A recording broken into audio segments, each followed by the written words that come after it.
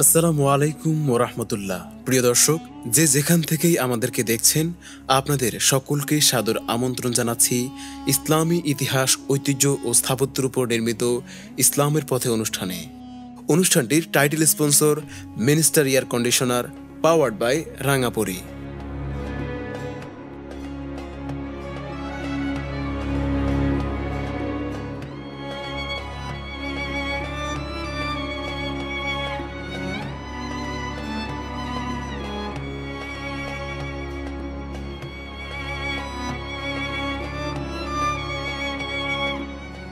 সুপ্রিয় দর্শক শ্রোতা, আজকের পর্বে আপনাদেরকে আমরা নিয়ে এসেছি পৃথিবীর সুদীর্ঘ বেড়িবাঁধ মিশরের আসওয়ান হাইডেমে। সেই সাথে আপনাদেরকে আমরা নিয়ে যাব এই বাঁধের উপর নির্মিত স্মৃতিস্তম্ভ একটি সুউচ্চ মনুমেন্টে। নীল নদের পানিকে লেক নাসের থেকে নিয়ন্ত্রণ করার জন্য পৃথিবীর সবথেকে বড় বেড়িবাঁধ এটি, যার কাজ শুরু হয়েছিল 1960 সালে। প্রজেক্টের কাজ সম্পূর্ণ হয় 1970 সালে। মিশরের তৎকালীন সময়ের প্রেসিডেন্ট জামাল আব্দুল নাসেরের হাত ধরে নির্মিত হয় এটি।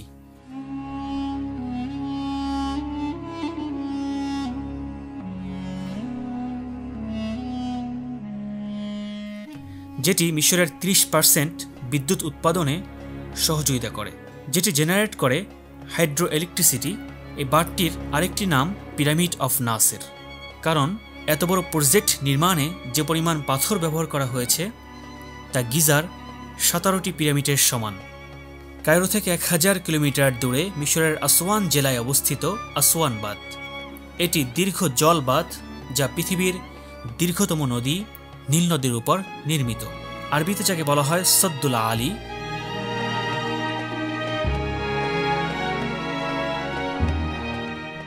বাঁধটি নির্মাণে প্রায় 10 বছরের কর্মপ্রচেষ্টার মাধ্যমে 1970 সালে সম্পূর্ণ হয়। আসওয়ান বাঁধ নির্মাণের পূর্বে মিশরের নীল নদের কারণে প্রায় বন্যা হতো। এই বন্যাকে নিয়ন্ত্রণ করার জন্য আসওয়ান হাই ড্যাম নির্মিত হয়। মিশরের আসওয়ানের এই বাঁধটি প্রায় $1 বিলিয়ন ব্যয়ে নির্মিত হয়েছিল। বাঁধটির উচ্চতা 364 ফুট 111 মিটার এবং এর ক্রেস্টের দৈর্ঘ্য 12,562 ফুট বা 3,830 মিটার।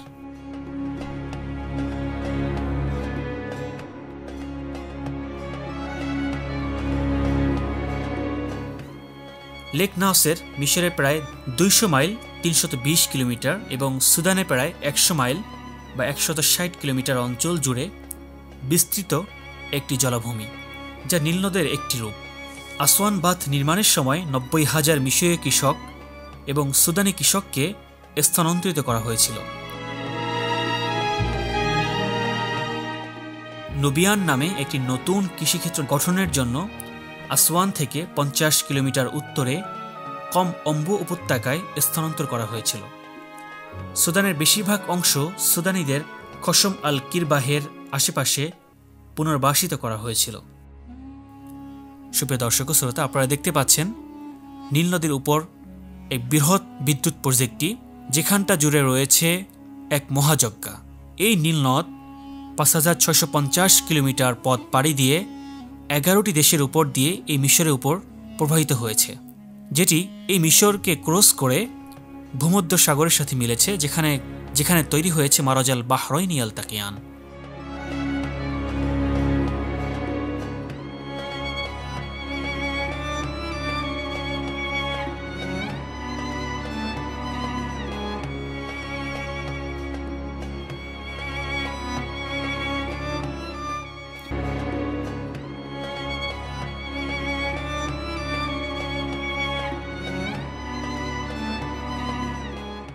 সুপ্রিয় দর্শক শ্রোতা, আপনারা দেখতে পাচ্ছেন এই আসওয়ান হাই ড্যাম এবং নীলনদ। এই নীলনদের নিচের অংশটি কিন্তু সম্পূর্ণ পাথরের তৈরি। আমরা জানি সাধারণত নদীর নিচে মাটি বা বালুকণা দ্বারা তৈরি হয়ে থাকে, কিন্তু এই নীলনদের আসওয়ানের এই অঞ্চলটি সম্পূর্ণ পাথরের তৈরি। আপনারা নিশ্চয়ই দেখতে পাচ্ছেন এই নীলনদের চারদিকের মনোরম দৃশ্য, যেখানে নির্মিত হয়েছে বিশ্বের সবথেকে উঁচু এবং বৃহৎ আসওয়ান বাঁধ।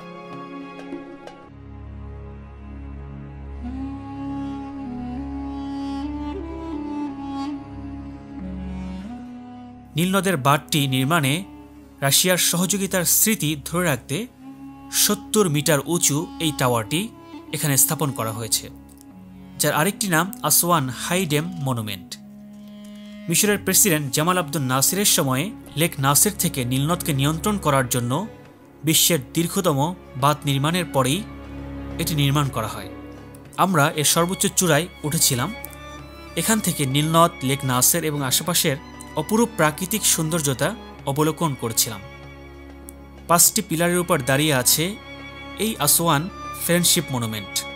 এই 5টি পিলারের সাথে রয়েছে লিফট, যার মাধ্যমে দর্শনার্থীগণ দেখতে পাচ্ছেন যে তারা উপরে উঠছেন এবং উপর থেকে এই নীলনদের চমৎকার সৌন্দর্য উপভোগ করছেন।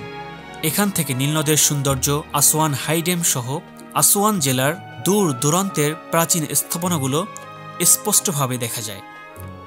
সুপ্রিয় দর্শক শ্রোতা, নিশ্চয়ই আপনারা দেখতে পাচ্ছেন ভূপৃষ্ঠ থেকে প্রায় ৭০ মিটার উঁচুতে আমরা এখন রয়েছি।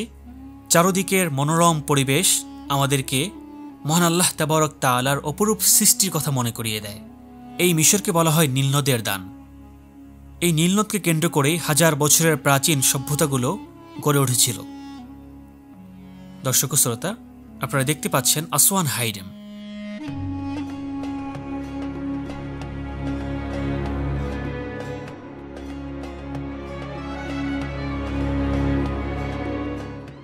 সৌন্দর্য উপভোগ করছেন। এখান থেকে নীলনদের সৌন্দর্য, আসওয়ান হাই ড্যাম সহ দূরান্তের প্রাচীন স্থাপনাগুলো স্পষ্টভাবে দেখা যায়। সুপ্রিয় দর্শক শ্রোতা, নিশ্চয়ই আপনারা দেখতে পাচ্ছেন